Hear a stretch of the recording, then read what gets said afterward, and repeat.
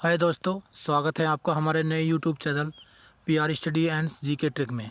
दोस्तों आज हम बात करेंगे 2 अप्रैल 2021 के करंट अफेयर्स के बारे में।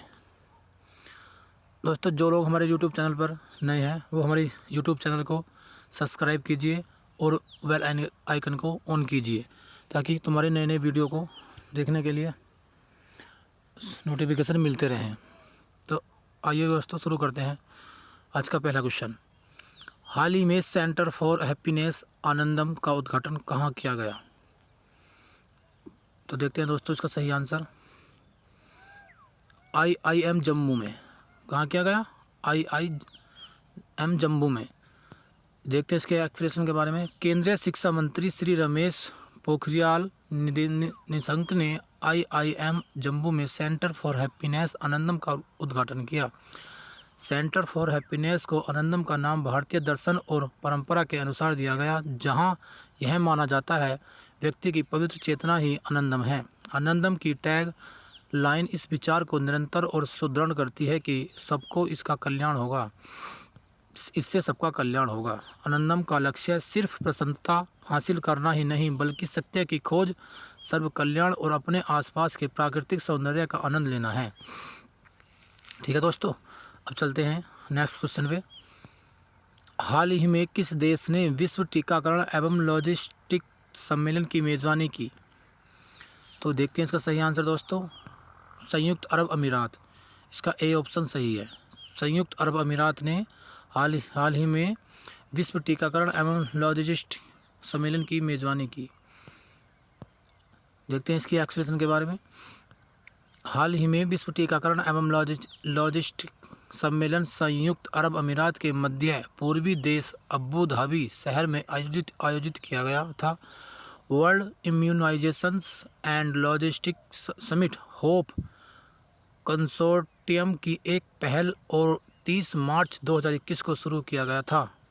पहल का उद्देश्य कोविड-19 महामारी का मुकाबला करने की वैश्विक क्षमता में सुधार करना और स्वस्थ भविष्य सुनिश्चित करना है। शिखर सम्मेलन UAE के विदेश मंत्रालय और अंतर्राष्ट्रीय सहयोग मंत्रालय के तत्वावधान में हो रहा है।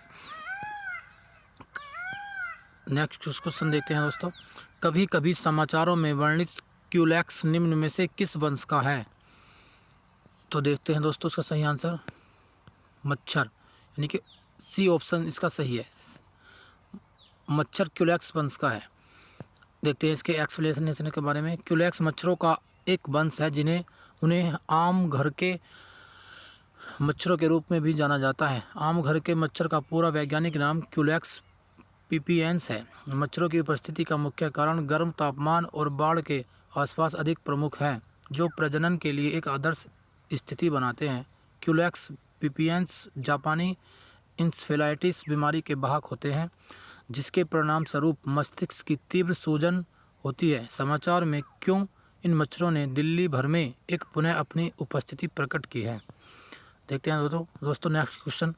हाल ही में समाचारों में देखा गया युद्धाभ्यास वज्र प्रहार के बीच एक संयुक्त विशेष बल अभ्यास है। वो किन दो देशों के बीच में हुआ था अभ्यास? युद्धाभ्यास वज्र प्रहार। देखते हैं दोस्तों, भारत और अमेरिका के बीच। इसका बी ऑप्शन सही है दोस्तों, भारत और अमेरिका के बीच। देखते हैं इसके एक्सप्लेनेशन के बारे में। वज्र प्रहार भारत और संयुक्त राज्य अमेरिका के बीच एक संयुक्त विशेष बल अभ्यास है। 2021 के लिए भारत अमेरिका संयुक्त विशेष बल अभ्यास का 11वां संस्करण हिमाचल प्रदेश में बकलोह स्थित विशेष बल प्रशिक्षण स्कूल में चलाया गया। अभ्यास का उद्देश्य संयुक्त मिशन योजना और परिचालन रणनीति जैसे क्षेत्रों में सर्वोत्तम प्रथाओं और अनुभवों को साझा करना है। इस अभ्यास का उद्देश्य दोनों देशों के विशेष बलों के बीच अंतरसंक्रियता में सुधार करना था। नेक्स्ट क्वेश्चन देखते हैं दोस्तों। प्रतिवर्ष इंटरनेशनल ट्रांसजेंडर के डे ऑफ विजिबिलिटी TDOV कब मनाया जाता है? इसका सही आंसर देखते हैं दोस्तों, 31 मार्च। क्या है? 31 मार्च, डी ऑप्शन सही है। इसका एक्सप्लेनेशन देखते हैं दोस्तों। International transgender day of visibility हर साल वैश्विक स्तर पर 31 मार्च को मनाया जाता है। यह दिन प्रतिवर्ष दुनिया भर में ट्रांसजेंडर लोगों के साथ होने वाले भेदभाव के बारे में जागरूकता बढ़ाने के लिए मनाया जाता है। यह दिन समाज में दिए गए उनके योगदान को सराहने के लिए मनाया जाता है। इस दिन को मनाने की शुरुआत अमेरिका के ट्रांसजेंडर कार्यकर्ता रसेल क्रेंडल ने मिशिगन में 2000 में की थी। नेक्स्ट क्वेश्चन देखते हैं दोस्तों। हाल ही में समाचार में देखा गया फलटण किस राज्य में स्थित है? तो इसका आंसर देखते हैं दोस्तों, महाराष्ट्र में फलटण स्थित है।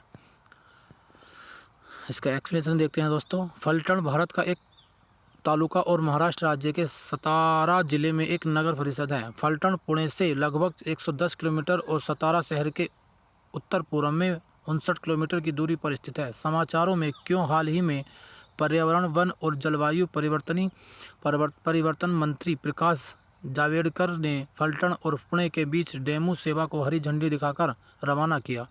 डीजल इलेक्ट्रिक मल्टीपल यूनिट एक मल्टीपल यूनिट ट्रेन है जो डीजल इंजन द्वारा संचालित होती है। नई ट्रेन के उद्घाटन से लोगों को पुणे शहर में आसानी से पहुंचने वाले मार्गों के बीच चलने में मदद मिलेगी। नए चारागाहों की मांग करने वाले श्रमिकों के लिए गुंजाइश खुलेगी और छात्रों को अपनी पसंद के संस्थानों में अध्ययन करने में मदद मिलेगी। नेक्स्ट क्वेश्चन देखते हैं दोस्तों। भारत के G7 शेरपा कौन है? तो इसका सही आंसर देखते हैं दोस्तों, सुरेश प्रभु भारत के G7 शेरपा हैं। इसका एक्सप्लेनेशन देखते हैं दोस्तों। सुरेश प्रभु भारत के G7 शेरपा हैं। वह G20 के लिए भारत के शेरपा भी हैं। सुरेश प्रभु ने पहले केंद्रीय नागरिक उड्डयन मंत्री, वाणिज्य और उद्योग मंत्री और रेल मंत्री के रूप में कार्य किया है। वे पेशे से चार्टर्ड अकाउंटेंट भी हैं। समाचारों में क्यों? भारत ने हाल ही में क्यों G7 देशों की दूसरी शेरपा बैठक में हिस्सा लिया? बैठक का उद्देश्य यूके के G7 प्रेसिडेंसी एजेंडे पर चर्चा करना और पार्टियों के सम्मेलन COP26 के 26वें शिखर सम्मेलन की तैयारी करना था। हाल ही में समाचारों में, नेक्स्ट क्वेश्चन देखते हैं दोस्तों। हाल ही में समाचारों में देखा गया हजीरा बंदरगाह कहाँ स्थित है? तो इसका सही आंसर देखते हैं दोस्तों, क्या है? गुजरात। इसका डी ऑप्शन सही है, यानी कि गुजरात में हजीरा बंदरगाह स्थित है। देखते हैं इसके एक्सप्लेनेशन के बारे में। हजीरा बंदरगाह सूरत, गुजरात में स्थित है। हाल ही में केंद्र सरकार ने द्वीप को हजीरा बंदरगाह से जोड़ने वाली एक नई क्रूज सेवा शुरू की है। क्रूज सेवा जहाज प्रत्येक समाचार और बुधवार को हजीरा से शुरू होगा और अगली सुबह 13 से 14 घंटे की एक तरफा यात्रा का समय लेकर द्वीप पहुंचेगा। जहाज की वापसी यात्रा उसी दिन होगी। यात्री क्रूज जहाज की क्षमता 300 होगी और इसमें 16 कैबिन होंगे। नेक्स्ट क्वेश्चन देखते हैं दोस्तों। संयुक्त राज्य अमेरिका में के अटॉर्नी जनरल कौन है? तो इसका सही आंसर देखते हैं दोस्तों, ऑप्शन सी, मेरिक ब्राउन गारलैंड। इसका सही ऑप्शन सही है दोस्तों, अमेरिका के अटॉर्नी जनरल हैं मेरिक ब्राउन गारलैंड। देखते हैं इसके एक्सप्लेनेशन के पढ़ते हैं इसको। मेरिक ब्राउन गारलैंड एक अमेरिकी वकील और ज्यूरिस्ट हैं जो मार्च 2021 के 86वें संयुक्त राज्य अमेरिका के अटॉर्नी जनरल के रूप में सेवारत हैं। समाचारों में क्यों हैं? हाल ही में संयुक्त राज्य अमेरिका के अटॉर्नी जनरल ने एक तेजी से 30 दिन की अवधि में एशियाई अमेरिकियों और प्रशांत द्वीप समूह के खिलाफ अभद्र अपराधों के खिलाफ एक समीक्षा शुरू की। यह पहल न्याय विभाग के कार्यों को बढ़ावा देने के प्रयास का हिस्सा है। समुदाय में वृद्धि, नए सिरे से जांच और अभियोजन और डेटा संग्रह पर जोर दिया जाएगा। देखते हैं नेक्स्ट क्वेश्चन। कभी कभी समाचारों में वर्णित कौन सा मंत्रालय उड़ान योजना के कार्यान्वयन की देखरेख करता है? देखते हैं इसका सही आंसर, नागरिक उड्डयन मंत्रालय। नागरिक उड्डयन मंत्रालय योजना के कार्यान्वयन की देखरेख करता है। देखते हैं इसके एक्सप्लेनेशन के बारे में। नागरिक उड्डयन मंत्रालय उड़े देश का आम नागरिक योजना के कार्यान्वयन की देखरेख करता है।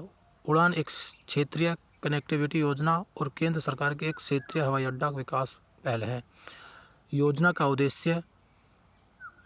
उद्देश्य आम आदमी के लिए हवाई यात्रा को सस्ती बनाना है। सरकार ने 57 अंडर सर्व्ड और अनसर्व्ड एयरपोर्ट बनाए हैं, जिनमें 2 वाटर एरोड्रोम और 5 हेलीपोर्ट शामिल हैं और पूरे भारत में सभी 347 रूट चालू हैं। समाचारों में क्यों है इसकी चर्चा? हाल ही में नागरिक उड्डयन मंत्रालय ने क्षेत्रीय संपर्क योजना के हिस्से के रूप में 22 नए मार्गों पर विमानों का परिचालन शुरू किया गया है। तो दोस्तों